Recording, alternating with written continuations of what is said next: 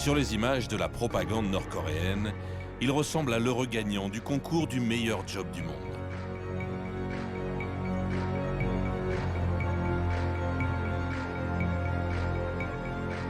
À chaque sortie, il a l'air émerveillé d'être là, de découvrir ce fabuleux pays que ses parents ont construit pour lui. Un pays où il doit un peu tout faire lui-même, dessiner les plans des nouveaux quartiers de Pyongyang, faire le maître nageur pour la jeunesse nord-coréenne, goûter les biscuits qui vont inonder les magasins du régime, superviser la croissance des poussins dans les fermes d'État et même donner des instructions dans les salons de coiffure. Des journées harassantes où il trouve tout de même le temps d'aller essayer les derniers manèges du parc d'attractions de la capitale. Ces images absurdes, amusantes ou terrifiantes, ce sont les seules dont on dispose aujourd'hui pour comprendre ce jeune homme qui dirige une puissance nucléaire.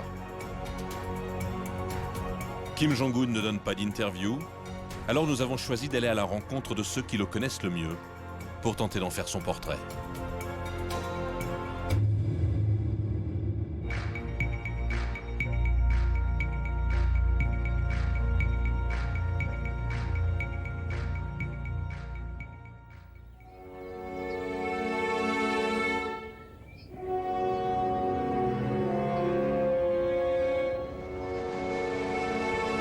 C'est un voyage qui commence au milieu des Alpes suisses. À Berne, la capitale de la Confédération helvétique. C'est ici qu'est installée l'une des plus importantes communautés nord-coréennes à l'étranger. Une communauté discrète, dont les activités ont pourtant attiré l'attention d'un enquêteur du consortium des journalistes d'investigation.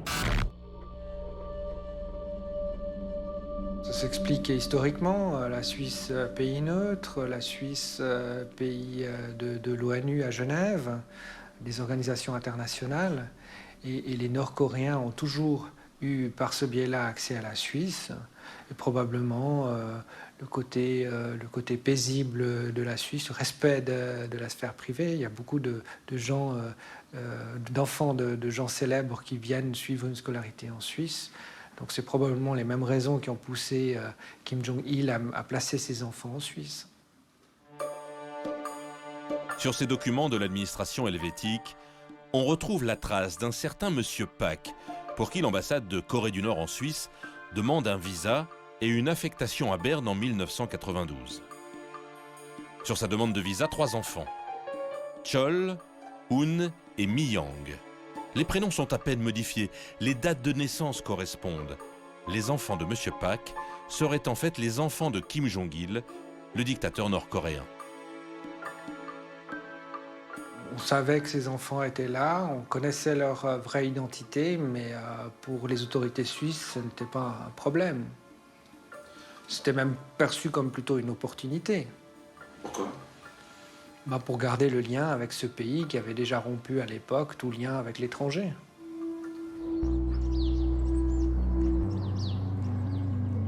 Pendant une année, la drôle de famille habite ici, à l'ambassade, située dans une banlieue résidentielle de Berne. Le plus âgé, Chol, suit une scolarité à l'école internationale voisine, un établissement pour enfants de diplomates et d'hommes d'affaires. Son frère, Un, est inscrit dans un autre établissement, une école publique de la ville. Il parle allemand avec ses camarades de classe, et après quelques mois difficiles, on le dit bagarreur et solitaire, il se fait finalement quelques amis suisses et s'intègre dans la vie scolaire.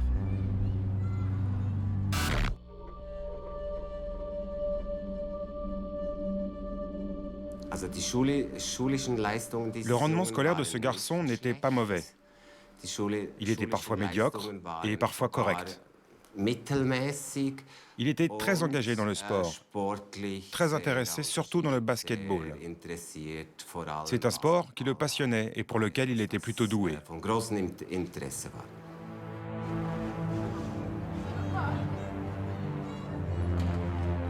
À cette époque, la famille Pak a emménagé dans un appartement banal près de l'école. Impossible de le visiter. Mais les photos sont disponibles sur le site d'une agence immobilière. un intérieur classique de famille moyenne. Dans ce quartier, les enfants mènent une vie plus libre avec leurs amis. Ils reçoivent parfois des cours sur la démocratie helvétique à l'école. Ils iront même visiter le Parlement suisse. Et ensuite, il s'est fait des amis, oui. Il y en a même certains qui ont expliqué qu'ils étaient invités chez lui pour jouer à la Game Boy, etc.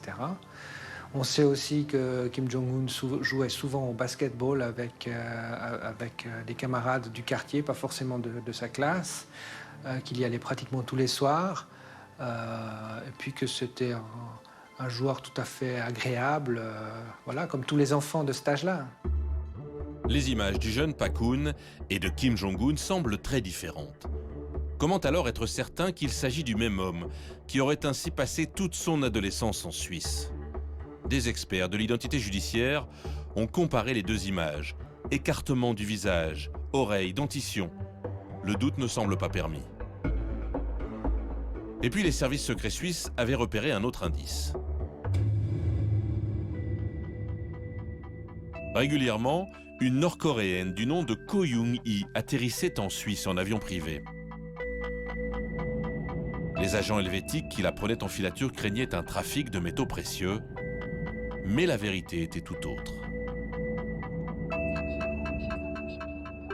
Alors à l'arrivée, elle restait généralement 2, 3, 4 mois. Et elle dormait à la maison aussi, mais elle faisait très régulièrement aussi des virées shopping dans des grandes capitales européennes. Ou alors il y avait des réunions de famille qui étaient organisées. On m'a rapporté une réunion de famille qui a eu lieu à Interlaken, dans un hôtel par exemple, où ils louaient une partie de l'hôtel et ils se retrouvaient en famille. Dans les années 90, la vie privée de Kim Jong-il était un secret d'État.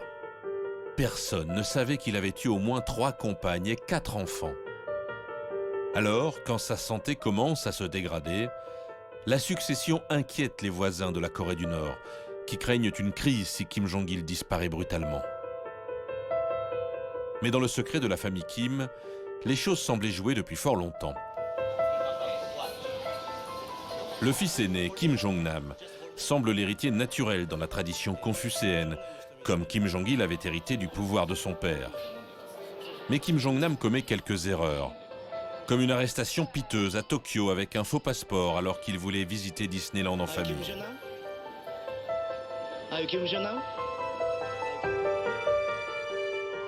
Le deuxième fils, Kim Jong-chol, éduqué en Suisse, est jugé lui trop mou, voire trop féminin par son père. Kim Jong-un est certes le plus jeune, mais il est le fils de Ko Young-hee, le grand amour de Kim Jong-il, une ancienne danseuse qui jouera un grand rôle dans les coulisses du pouvoir.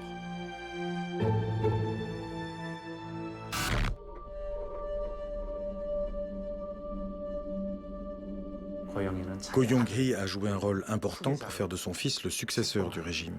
Kim Jong-nam, le fils aîné, avait déjà une position importante dans l'organisation du pays. Il avait une responsabilité élevée dans le bureau général de l'informatique. Il était spécialisé dans les réseaux de communication. Mais comme Kim Jong-un a pris le pouvoir, Kim Jong-nam est aujourd'hui bien embêté. Il ne peut plus rentrer en Corée du Nord.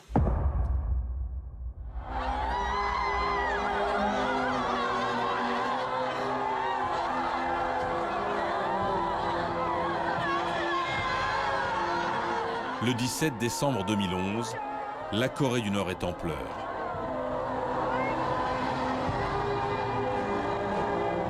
Kim Jong-il, le soleil du XXIe siècle, est mort quelques jours plus tôt. Le temps pour la propagande de préparer la mise en scène des funérailles.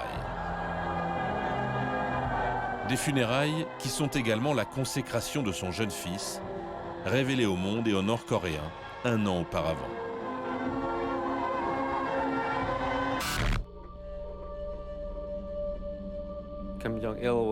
Kim Jong-il était le dirigeant de fait de la Corée du Nord.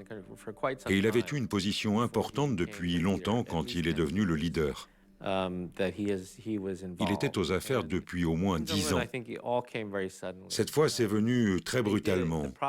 Ils ont utilisé la propagande, ils ont créé un mythe en réécrivant l'histoire, en disant que Kim Jong-un se préparait depuis de nombreuses années, mais ce n'était pas le cas du tout. C'est quand son père a eu sa première attaque qu'ils ont commencé à se préoccuper de la succession, mais il est mort très soudainement. Je pense que ce jeune homme n'était pas prêt. Il y avait un plan pour qu'il devienne le prochain leader, mais j'imagine qu'il pensait à 5 ou 10 ans pour cela, pas une seule année. Donc je pense que l'on voit clairement, pendant les funérailles, à l'air qu'il a et à la façon dont il se conduit, qu'il était en état de choc et qu'il n'était pas prêt à prendre la relève.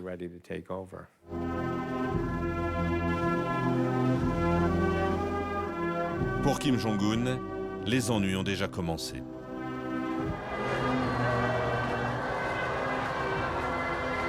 Les vieux généraux autour du cercueil de son père voient-ils d'un bon œil l'arrivée d'un dirigeant si jeune?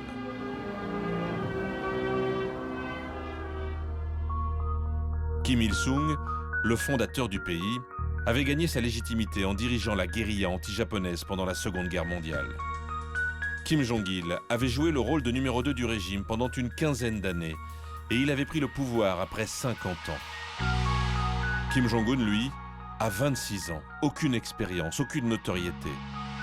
Alors, pour se maintenir au pouvoir, il lance une gigantesque purge. Il faut installer une nouvelle génération à la tête du régime.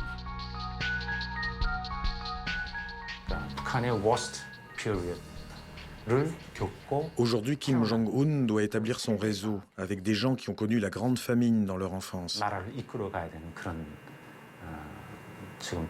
À mon avis, il sera plus difficile d'avoir la même solidarité entre les élites et le leader que pour les 2 régimes précédents. Cela risque d'être assez distendu, alors finalement, le pouvoir va se structurer à travers les intérêts personnels des uns et des autres et la terreur. Vous savez, je pense qu'il y a eu probablement des tensions internes. Et ce qui est clair, c'est qu'après que Kim Jong-un ait pris le pouvoir, il a essayé de redistribuer les affaires et le pouvoir politique que son père avait mis dans les mains des militaires, qu'il mettait en première position dans le régime. Kim Jong-un déplace le curseur vers le parti, au moins pour rééquilibrer le jeu entre l'armée et le parti. Tous les généraux qui étaient avec Kim Jong-un autour du corbillard de son père ont disparu. Il n'en reste plus un seul. C'est clair qu'il a purgé tout un groupe et qu'il essaie d'amener au pouvoir un nouveau groupe avec lui. La victime la plus spectaculaire de cette purge était juste derrière lui lors des funérailles. Jang Song-taek, son oncle, le mari de la sœur de Kim Jong-il. Depuis les années 70, ce membre par alliance de la famille Kim est au cœur du pouvoir. Ses frères sont des généraux importants et lui-même a occupé de nombreux postes clés dans l'armée ou les affaires économiques. Lorsque Kim Jong-il connaît ses premiers ennuis de santé, on parle même de lui comme un potentiel successeur. Au pire, un régent pour le jeune fils du dictateur. 2 ans après son accession au pouvoir, Kim Jong-un décide que ce tutorat a assez duré et fait exécuter son oncle ainsi que la plupart de ses proches. Pour nous, Jang Song-taek était un homme très compétent avec qui je travaillais. Il avait de l'humour, il était gentil avec ses subordonnés, il s'occupait bien de nous et il travaillait bien. Évidemment, l'annonce de son arrestation puis de son exécution ont été assez surprenants pour beaucoup d'entre nous qui étudions la Corée du Nord. Mais je pense que le plus surprenant, c'est le document qui a été diffusé et qui explique pourquoi il a été tué. Vous savez, en Corée du Nord, dans le passé, ce genre de choses ne faisait pas de bruit. C'était un accident de voiture ou une maladie, et il n'y avait aucune explication. Mais dans ce cas, on a eu une explication très complète, et qui de multiples façons expose les vulnérabilités de la Corée du Nord. L'acte d'accusation, en effet, affirme que Jang Song-taek a voulu renverser le régime. C'est l'aveu public d'une contestation au sommet du pouvoir. On ajoute qu'il était un mari volage, un communiste corrompu, et les rumeurs sur son goût des jeunes filles sont quasiment confirmées par la presse officielle.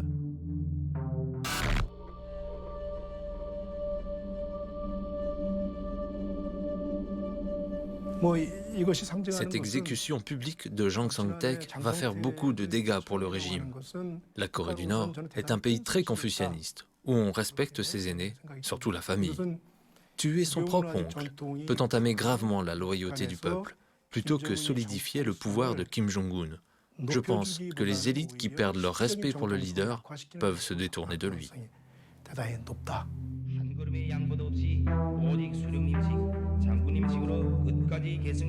Pour réussir la transition au pouvoir, Kim Jong-un a donc choisi la terreur pour mater l'ancienne garde du régime.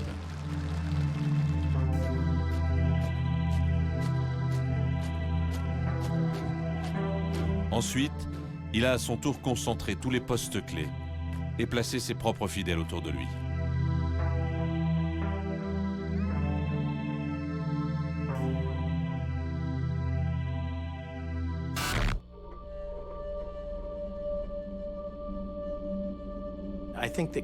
Je pense que Kim Jong-un est aux manettes. Je ne pense pas qu'il y a des marionnettistes derrière lui. Le système est prévu pour avoir un seul chef. Et donc, chacun doit démontrer sa loyauté personnelle à ce leader pour pouvoir survivre. «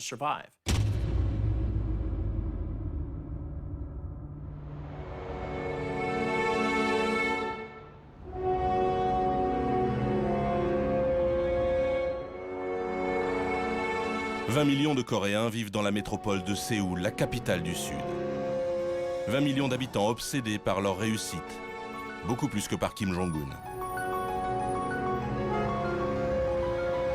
Quand on regarde bien, la ville est pourtant prête à la guerre partout.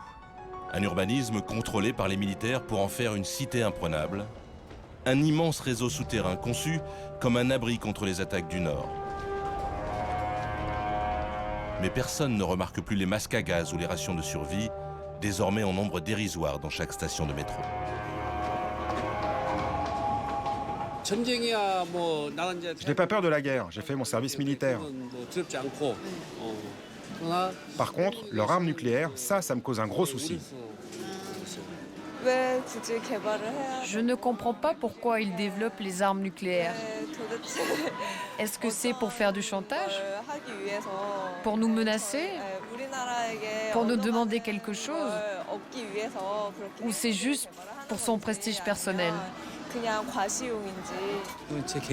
Je n'ai pas vraiment peur de la guerre. La menace avec l'arme nucléaire, par exemple, je pense que c'est en fait leur seul moyen de survivre.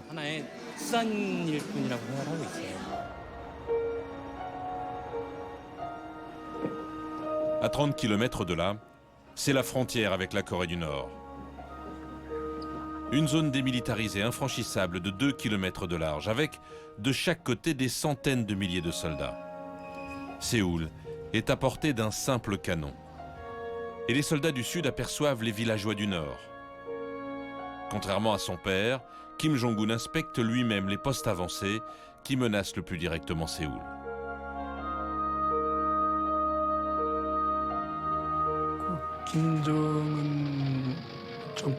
La différence qu'on ressent avec ce début de l'époque Kim Jong-un, c'est qu'il semble bien plus agressif et violent que Kim Jong-il. Ça se constate particulièrement dans la politique militaire. C'est public, il ne s'en cache pas. Il met l'accent sur des opérations spécialement conçues pour la confrontation avec la Corée du Sud. Il met son armée sur un mode de plus en plus combatif. On peut voir l'illustration de cette tendance lors des entraînements et des simulations qui sont imposées aux soldats nord-coréens. La première apparition de Kim Jong-un dans la propagande nord-coréenne a eu lieu 1 an avant la mort de son père. Il a été alors nommé général 4 étoiles, signe de son apparition au cœur du pouvoir. Car le pouvoir en Corée du Nord, c'est d'abord l'armée. Je crois qu'il a suivi les cours d'une académie militaire pour une période d'environ 6 mois. Ils lui ont donné quelques titres. Et bien sûr, vous connaissez la manière qu'ils ont de créer le mythe en disant que c'est lui qui avait préparé l'attaque sur une île ou contre une corvette sud-coréenne. Mais je ne crois pas qu'il ait la moindre expérience militaire crédible. Ils essaient juste de créer un mythe.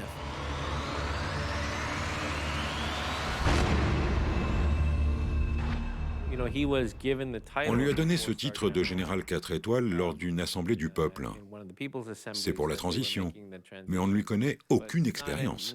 La propagande dit qu'il est un expert en artillerie, donc ils essaient de monter cette légende qu'il serait un grand combattant, un grand militaire. Mais je suis certain que les véritables militaires en Corée du Nord n'apprécient probablement pas que ce jeune homme sans aucun bagage reçoive tout d'un coup 4 étoiles de général et qu'il soit considéré comme l'un des plus hauts gradés de l'armée dans le pays alors qu'il n'a aucune expérience.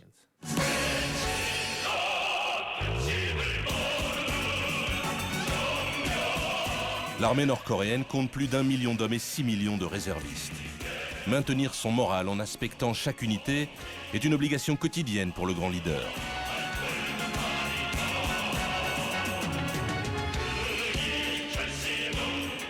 Mais les milliers de tanks, les centaines d'avions fournis par Moscou du temps de l'Union soviétique ne sont plus au niveau de leurs adversaires.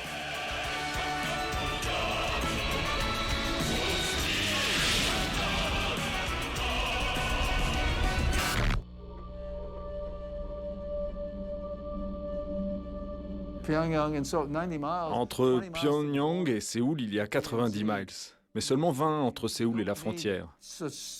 Depuis la DMZ, on n'a pas besoin d'un armement conventionnel sophistiqué. Il faut des hommes, des lanceurs de roquettes, et vous voyez, en 90 minutes, ça peut être un désastre. Et puis nous voyons cela comme un affrontement militaire traditionnel.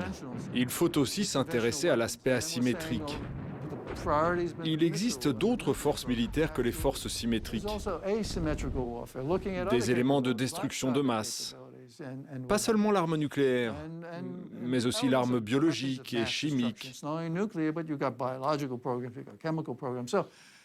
Donc je pense que c'est un gouvernement qui a investi lourdement dans son armée, mais qui ne suit pas toujours la comparaison dans un sens purement militairement symétrique. Il existe une myriade de possibilités, et certaines sont très importantes.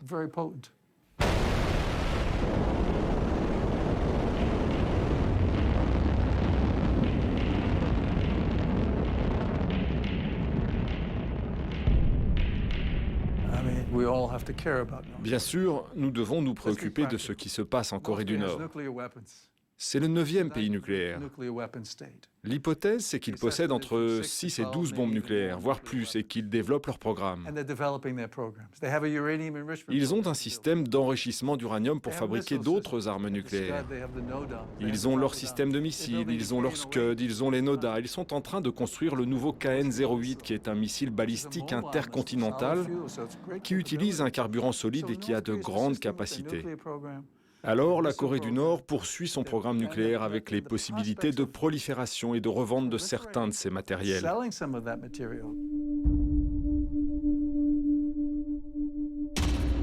Le programme nucléaire, c'était le grand projet de Kim Jong-il.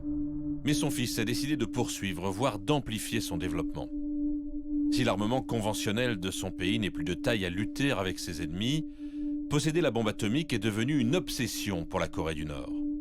Des moyens considérables ont été employés, malgré les protestations internationales. Car à Pyongyang, on pense que la bombe atomique est la seule assurance vie du régime.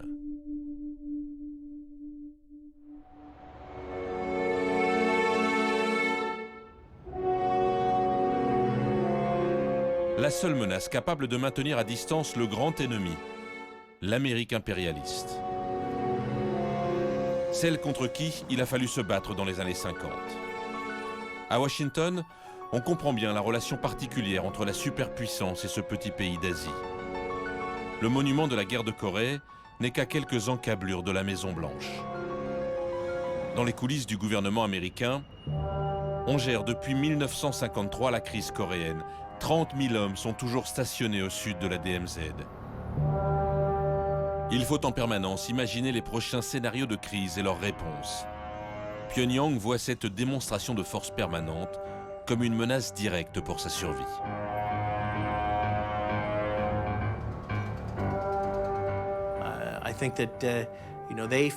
Ils redoutent la chute des Ceausescu, ils redoutent la chute de Kadhafi, la chute de Saddam. Tous ces leaders qui ont perdu parce qu'ils n'avaient pas l'arme nucléaire et qui ont dû faire des accords avec les États-Unis. Ou alors leur peuple s'est rebellé dans le cas des Ceausescu. Ils ne veulent pas finir comme ça et quand ils regardent la Corée du Sud, ils ne croient pas qu'il leur sera donné le moindre espoir. Le Sud est clairement un pays démocratique qui a jugé et emprisonné ses propres présidents. Alors vous pensez ce qu'ils feraient aux Nord-Coréens avec toutes les atrocités, tous les crimes contre l'humanité que leur régime a commis?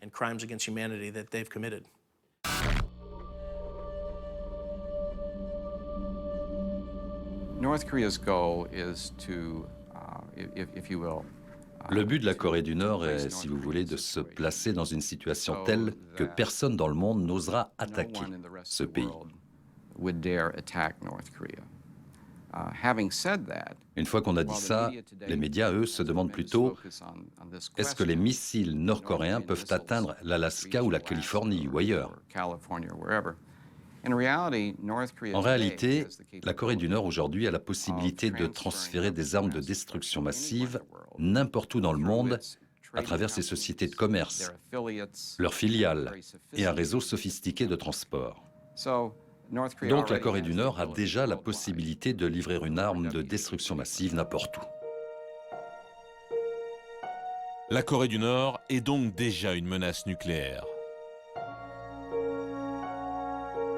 Mais elle a également développé des unités de guerre électronique parmi les plus puissantes au monde.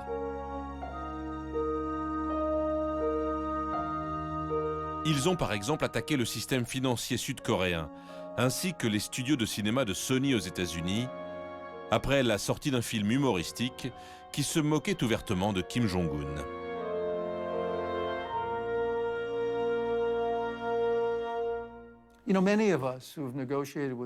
Vous savez, beaucoup de ceux qui, comme moi, négocient avec la Corée du Nord ont un grand respect pour leurs compétences. Mais ceux qui n'ont pas passé beaucoup de temps en Corée du Nord disent quel pays qui ne peut même pas nourrir son peuple, la malnutrition et ceci et cela. Et vous avez un développement économique qui est minimal, un système de distribution publique qui ne marche pas. Si vous comparez le Nord et le Sud, il n'y a pas photo. La Corée du Sud est un pays moderne qui a un PIB important et un revenu par habitant élevé. La Corée du Nord est bloquée dans les années 60. Ça continue de baisser depuis leur pic à ce moment-là, etc. Mais ils n'ont pas fait cela d'une manière telle que nous devrions sous-estimer leurs compétences. Quand ils mettent leur talent en action, ils sont très efficaces. Quand ils portent leurs efforts sur le nucléaire, ils sont très bons. Beaucoup de gens ont dit qu'ils ne pourraient avoir un programme d'enrichissement de l'uranium avec des centrifugeuses, c'est trop compliqué. Bien sûr qu'ils ont réussi. Leur système de missiles, bien sûr qu'ils l'ont fait. On parle de compétences en cybernétique aussi. Quand ils se concentrent, ils le font, même s'ils n'ont pas l'Internet selon nos standards. Ils ont seulement besoin de gens qui se concentrent sur les technologies, les outils indispensables, et avec des efforts, ils ont de très bons résultats. Alors j'ai beaucoup de respect pour les Nord-Coréens quand ils concentrent leur attention et qu'ils mettent les moyens pour développer de nouvelles compétences.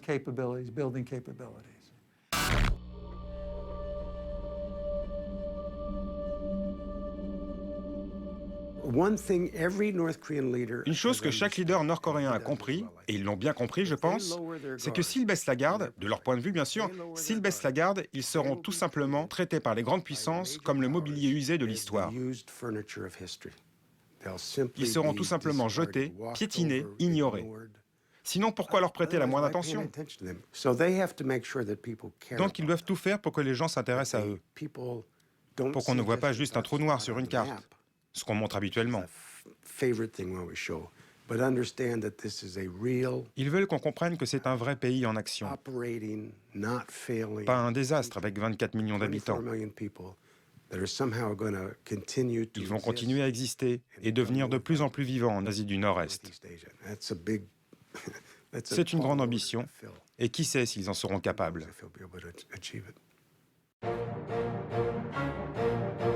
Pour maintenir son pouvoir, Kim Jong-un a donc décidé de jouer sur deux tableaux. La priorité à l'armée et à l'appareil répressif n'est qu'un de ces aspects.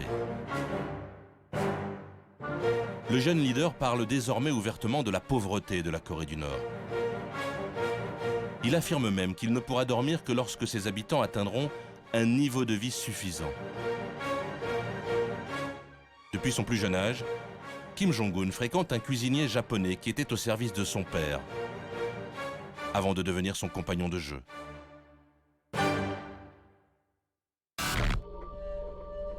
Ce chef japonais se souvient aujourd'hui des confidences nocturnes du futur dictateur. Je me souviens d'un soir, on a commencé à parler à 23h10.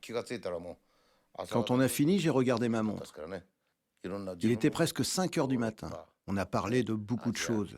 Il m'a dit, je suis allé en Europe, en Asie, au Japon plusieurs fois. Dans les magasins, il y a des tonnes de nourriture. Mais dans mon pays, il n'y a rien. Il faudrait faire quelque chose. Ensuite, il a dit, je pense qu'il faudrait prendre l'exemple de la politique de la Chine.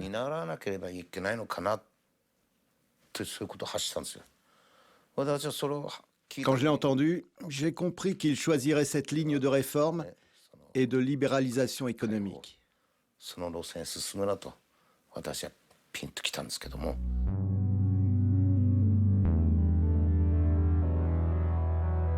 Kim Jong-un apparaît donc chaque jour dans la propagande comme le grand orchestrateur du redémarrage de l'agriculture et de l'économie nord-coréenne. Les premiers résultats sont modestes, mais le pays semble avoir tourné le dos aux grandes famines qui ont décimé 10% de la population dans les années 90.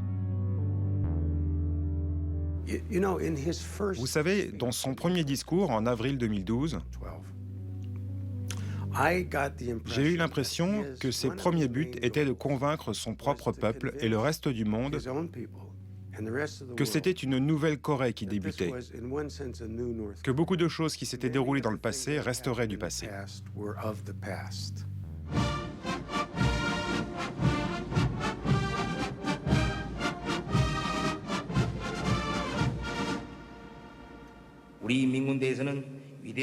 Il faut que notre armée du peuple continue de soutenir le slogan « Aider le peuple » proposé par notre grand général.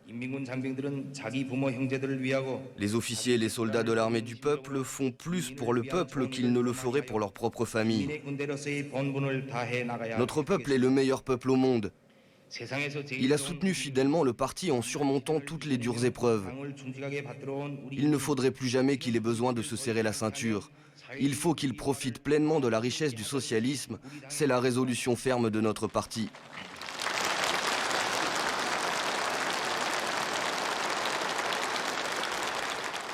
Il se concentre sur le futur.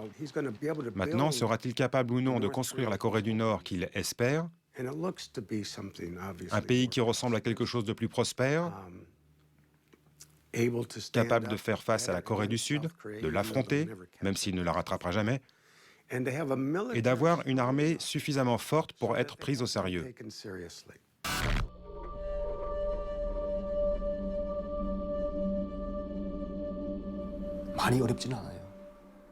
Les Nord-Coréens ne vivent plus dans une misère totale comme avant. On n'est plus dans une famine absolue. Aujourd'hui, on vit à peu près correctement. Il y a juste un décalage entre les riches et les pauvres, mais ce n'est plus une pauvreté extrême.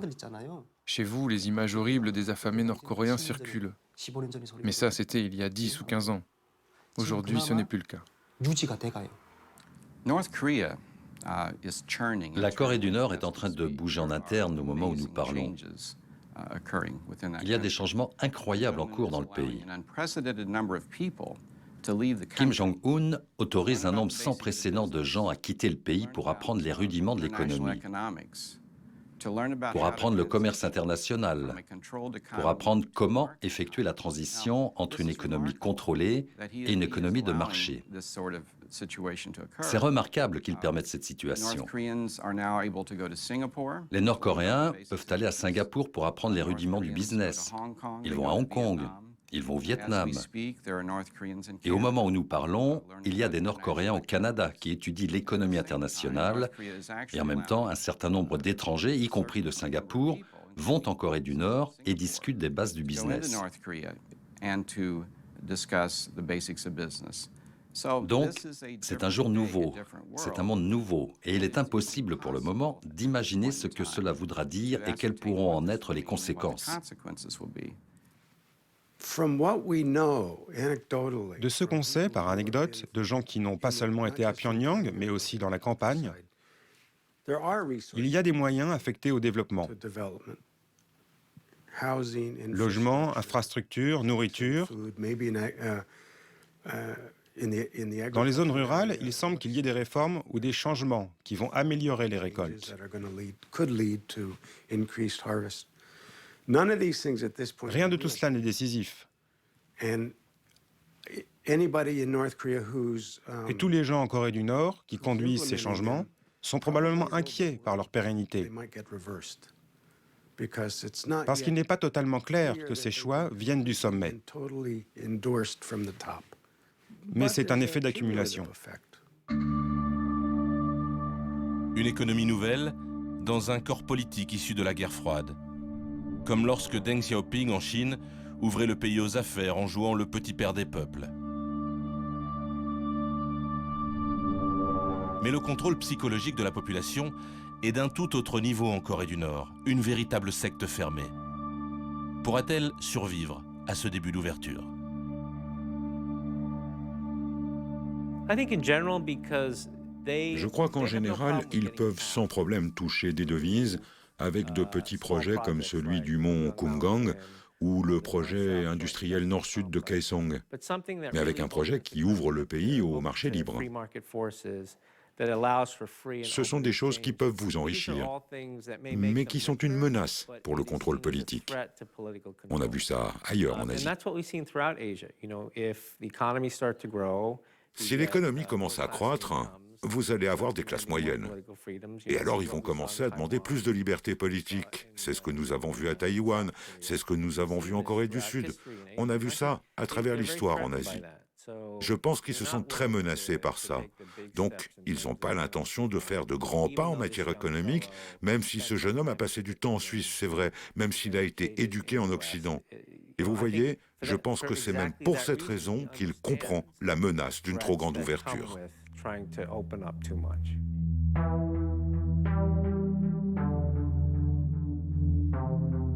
Pour Kim Jong-un, c'est une question de survie. Après les années de misère sous le règne de son père, il faut rendre espoir aux Nord-Coréens pour maintenir la cohésion du pays. Ses apparitions souriantes, son embonpoint, tout cela participe de la résurrection de l'image de Kim Il-sung, à qui il finit par ressembler physiquement. En Corée du Nord, même un tout petit enfant dans la rue adore Kim Il-sung. Il est le grand leader. À son époque, on mangeait bien, on n'était pas dans la misère. C'est à partir de Kim Jong-il que le pays a connu la grande misère. Alors Kim Jong-un montre simplement qu'il n'est pas comme son père, mais plutôt comme son grand-père, que tout le monde aime. C'est donc pour ça qu'il imite son grand-père aujourd'hui.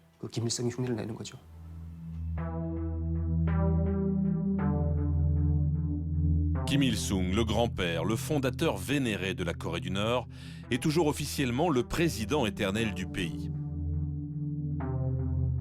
Pendant son règne, la Corée du Nord s'est parfois développée plus rapidement que la Corée du Sud, grâce au soutien inconditionnel de Moscou. Mais avec la chute du bloc soviétique, Pyongyang a commencé à déchanter. Son économie s'est déréglée. Et la grande famine a eu lieu sous la direction de Kim Jong-il.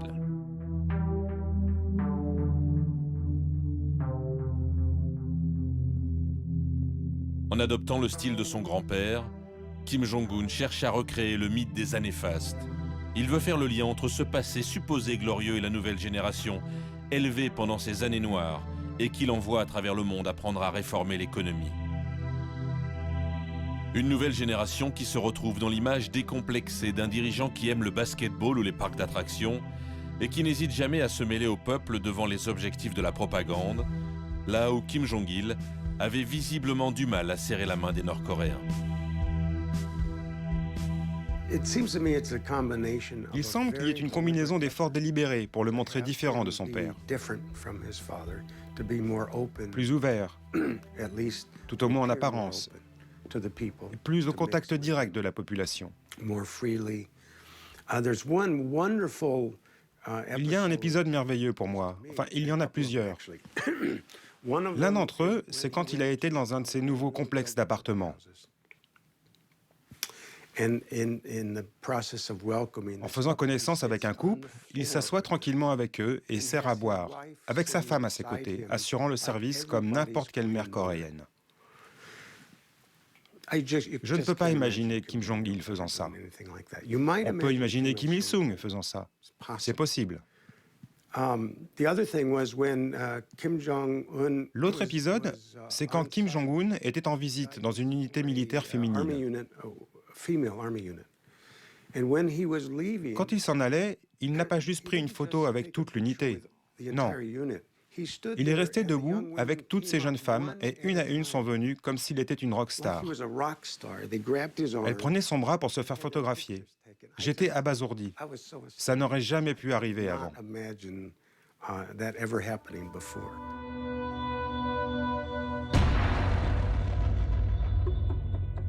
Ce qui semblait également inimaginable, c'était d'entendre la voix de Kim Jong-il. Pendant toute la durée de son règne, la propagande n'a proposé de lui que des films ou des images silencieuses, jamais aucun discours en public. Kim Jong-il ne pouvait pas parler. Il était bègue. Donc oui, il ne pouvait pas s'exprimer devant le public. J'ai pu entendre sa voix une fois à travers une porte, quand il avait des réunions avec son état-major. Il balbutiait, il avait des troubles du langage. Kim Jong-un, par contre, lui, il parle. En plus, il parle comme son grand-père. Il fait une imitation de sa voix. Donc au début, on disait même que Kim Il-sung était ressuscité. À ce point-là, c'est un travail d'acteur pour recréer son image.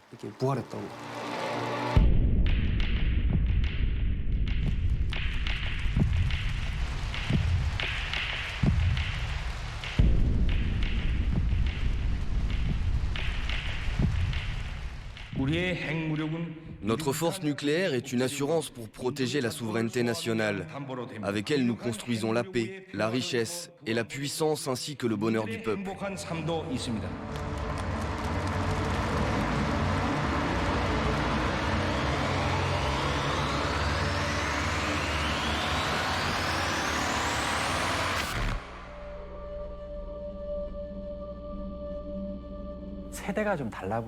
Il y a une différence de génération d'abord. À mes yeux, Kim Jong-un et Kim Jong-il sont différents dans leur style. Kim Jong-un a fait ses études à l'étranger. Alors, il serait plus proche des critères internationaux. Donc il a l'air plus normal comparé à Kim Jong-il, qui se mariait avec trop de femmes et qui ne voulait pas montrer sa famille et ses fils. Kim Jong-un ne sera pas comme son père. Alors je pense qu'il est en train de montrer un style de président relativement normal.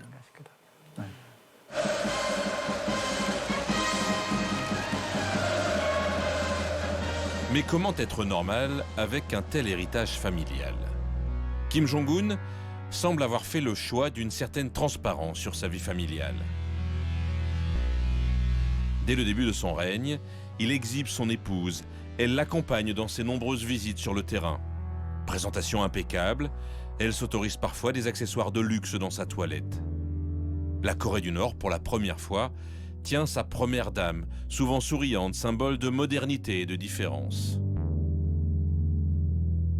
Kim Jong-il, lui, avait multiplié les compagnes loin des regards.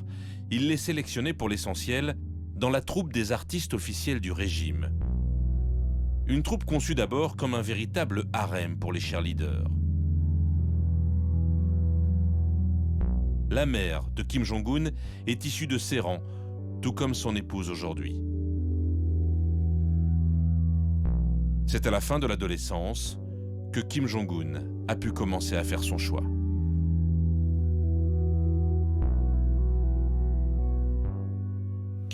Personne n'avait interdit à Kim Jong-un de sortir avec des filles. Mais il n'était pas intéressé, simplement. Il aimait juste le sport.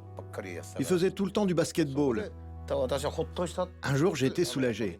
Ce jour-là, il y avait dans la brigade des plaisirs une fille avec une forte poitrine. Kim Jong-un m'a appelé pour me dire « Fujimoto, tu as vu cette poitrine ?» Ça m'a soulagé quand il m'a dit ça. Je me suis dit « C'est un garçon, tout va bien. »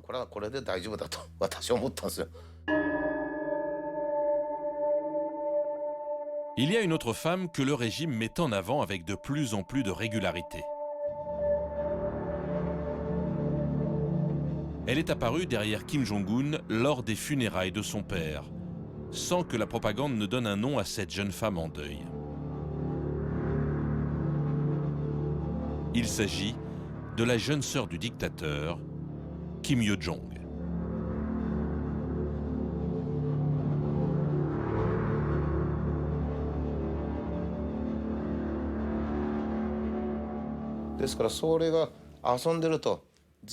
Quand elle jouait et que son pantalon ou ses couches glissaient, c'est Kim Jong-un qui s'en apercevait. Attention, attention! Il le remettait en place pour elle. Il la chérissait tellement. Encore aujourd'hui, il la chérit toujours.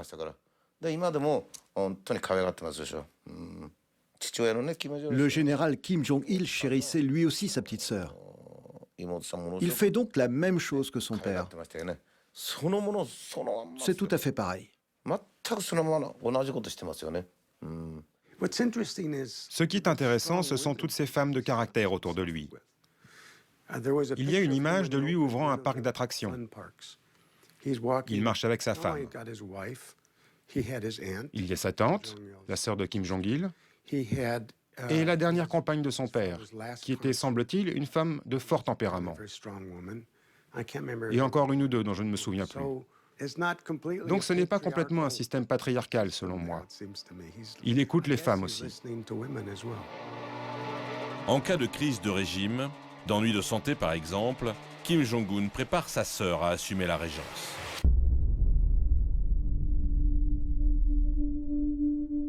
Fin 2014, le dictateur a disparu quelques mois en raison d'une opération chirurgicale à la cheville. Là encore, il a offert une transparence étonnante dans les médias officiels qui l'ont montré claudiquant, convalescent.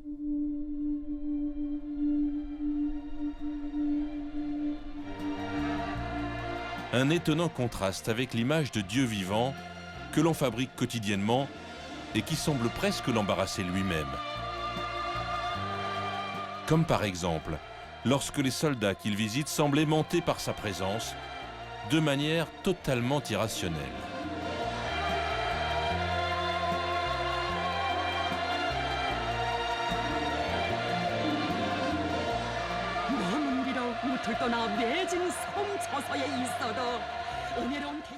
Il n'y a rien de spectaculaire dans ces images. C'est normal. En Corée du Nord, Kim Jong-un, c'est comme Jésus.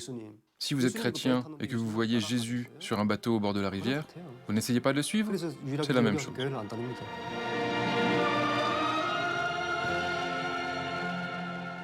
Bien sûr, tout cela n'est pas crédible. Le grand leader qui fait des grenades avec des pommes de pin, le grand leader qui a le pouvoir magique de se déplacer à grande vitesse, même la météo est liée à la grandeur du leader. Toutes les chansons en font une idole, tout ça n'est pas sérieux. Mais le lavage de cerveau est très dangereux. Quand on est exposé de manière répétitive à des chansons, des vidéos, des histoires parfois touchantes, parfois grandioses, on finit par y croire. C'est ce qu'on appelle la psychologie des foules.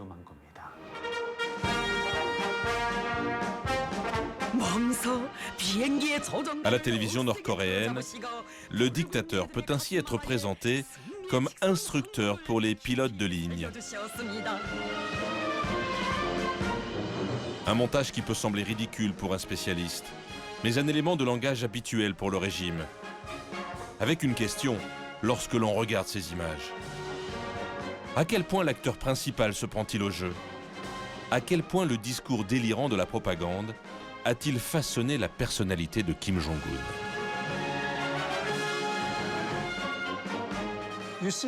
On voit de l'humanité dans cet homme souriant aux gens, ouvert.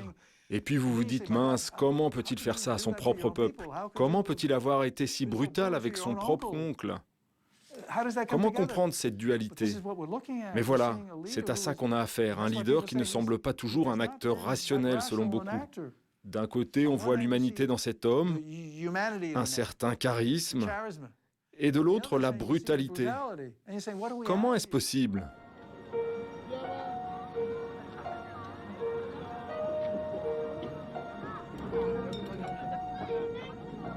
Sur la frontière entre les deux Corées, les postes d'observation sont devenus des destinations touristiques.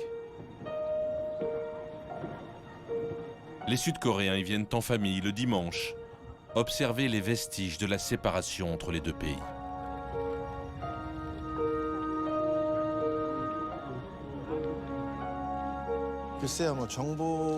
Je ne sais pas. On n'a pas beaucoup d'informations accessibles sur Kim Jong-un. La seule voie, c'est les médias. Mais bon, quand je regarde cela, je n'ai pas l'impression qu'il va rester longtemps au pouvoir. Même l'Allemagne s'est réunifiée. Nous, la Corée, on n'est qu'un tout petit pays. Pourtant, nous restons séparés. Pour que la Corée soit un pays vraiment puissant et prospère, à mon avis, il faut la réunification. Kim Jong-un, je m'inquiète de sa démarche parce qu'il est trop jeune. Il a l'air encore plus agressif et instable parce qu'il est jeune. Je pense que c'est un homme très dangereux.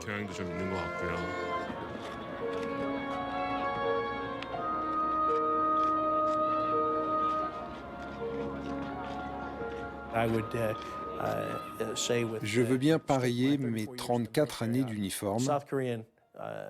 La Corée du Sud battrait la Corée du Nord. Ce serait sanglant. Ce serait tragique.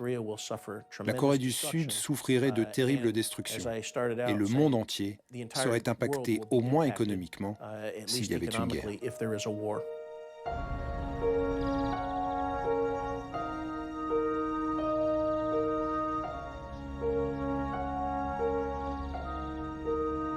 Cette frontière, la dernière de la guerre froide, a-t-elle une chance de tomber? Pour beaucoup de Coréens, cette question est désormais abstraite. Les liens familiaux personnels n'existent pratiquement plus 60 ans après la séparation. 60 années à observer le spectacle de la famille Kim à Pyongyang. Un feuilleton qui détient les clés de l'avenir de la péninsule coréenne.